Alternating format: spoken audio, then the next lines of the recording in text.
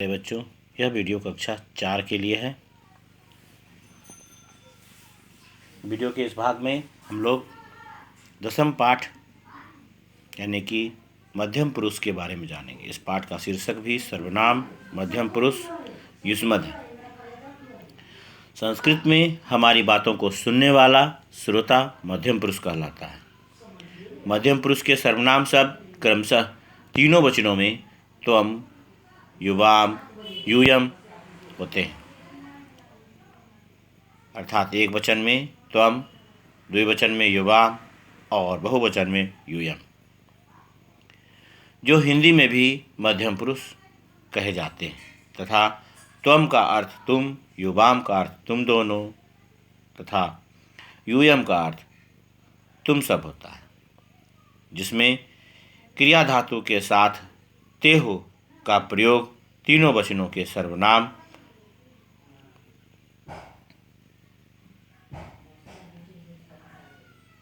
कर्ताओं के साथ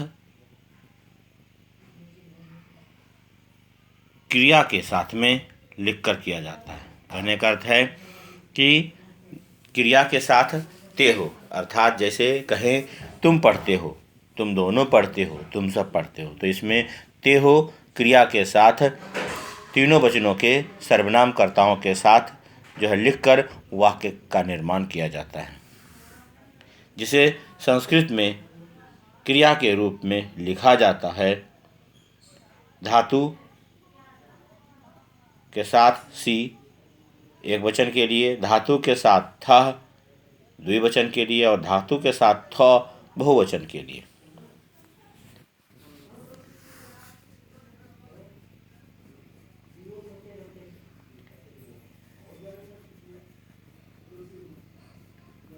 तथा इसके पहले कर्ता के रूप में स्त्री तथा पुरुष के लिए समान शब्द त्वम, युवाम, यूयम का प्रयोग किया जाता है, जिसे हम लोग उभयलिंगी शब्द भी कहते हैं।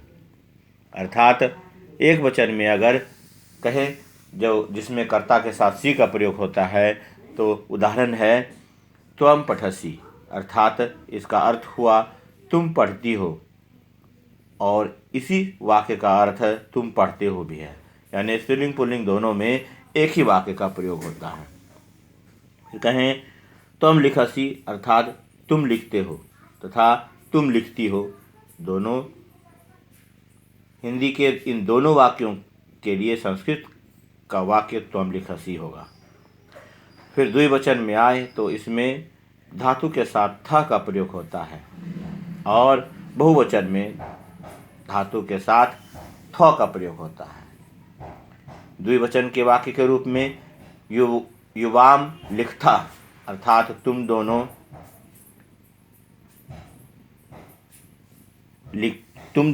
लिखते हो और तुम दोनों लिखती हो। और कहें युवाम हंसता, तो तुम दोनों हंसती हो और तुम दोनों हंसते हो, यानी स्त्रीलिंग पुल्लिंग दोनों में समान रूप से होगा।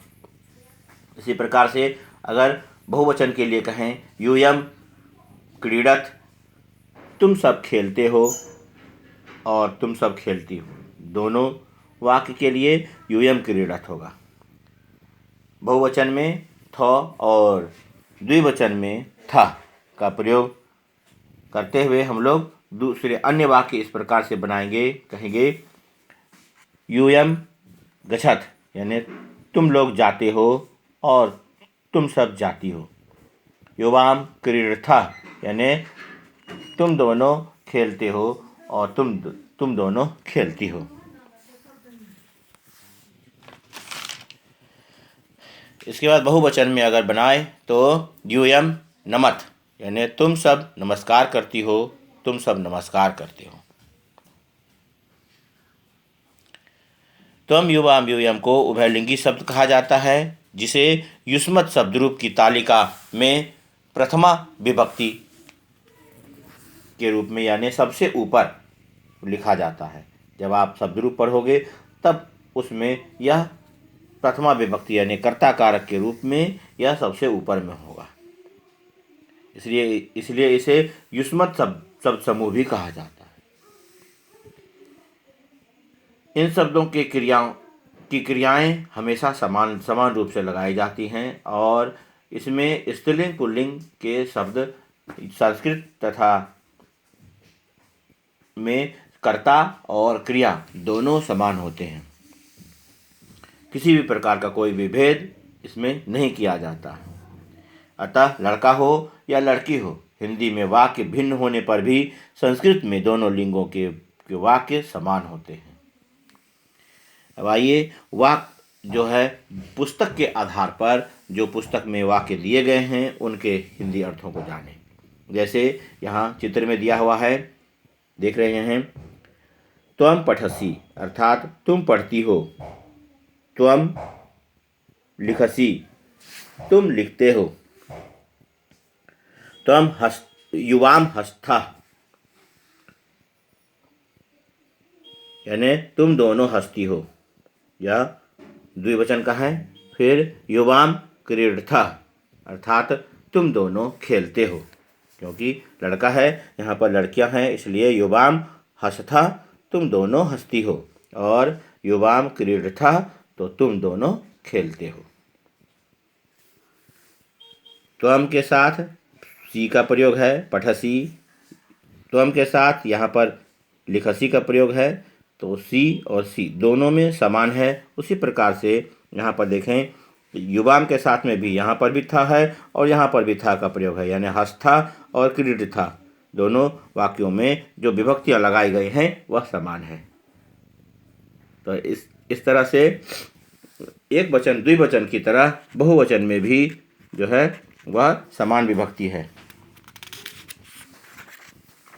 जैसे यहाँ चित्र में देखते हैं, युवाम के बाद है यूयम, यूयम के साथ में थ का प्रयोग होता है, तो यूयम गच्छत यानी तुम लोग जाते हो, यूयम नमत अर्थात तुम सब नमस्कार करती हो। वाक्य में अन्य जो उदाहरण दिए हुए हैं वह हिंदी के साथ इस प्रकार से हैं, त्वम नृत्यसी अर्थात तुम नाचते हो, त्वम धावसी अर्थात तुम दौड़ती हो। इसके बाद है युवाम क्रीडथा अर्थात तुम दोनों खेलती हो, युवाम गायथा तुम दोनों गाते हो, क्योंकि लड़का लड़की दोनों है तो इसको गाते हो कहेंगे।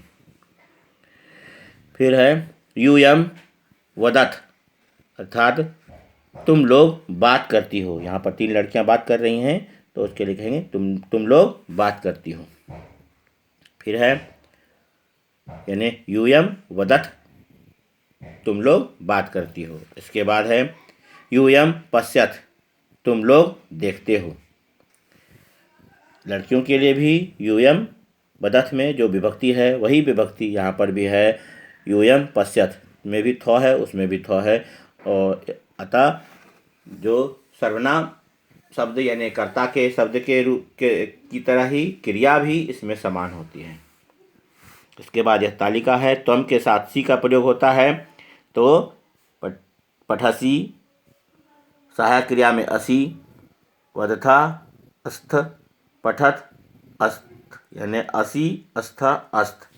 इस प्रकार से इस वाक्य इसमें जो वाक्य में क्रिया है वह उसे बनाएंगे जिसमें क्रिया नहीं होती है, मूल क्रिया, उसमें सहायक क्रिया निश्चित रूप से होता है, यानी अस धातु का प्रयोग किया जाता है और अस धातु में असी अस्थ अस्थ का प्रयोग करते हैं हम लोग। जब यानी मूल क्रिया यानी क्रिया के शब्द ना हो तो सहायक क्रिया का प्रयोग किया जाता है, अन्यथा जैसे कि अगर यहाँ उदाहरण दिया है पठसी पठथा पठत, इसका प्रयोग हम लोग तीनों वचनों में मध्यम पुरुष के वाक्यों में करते हैं। धन्यवाद।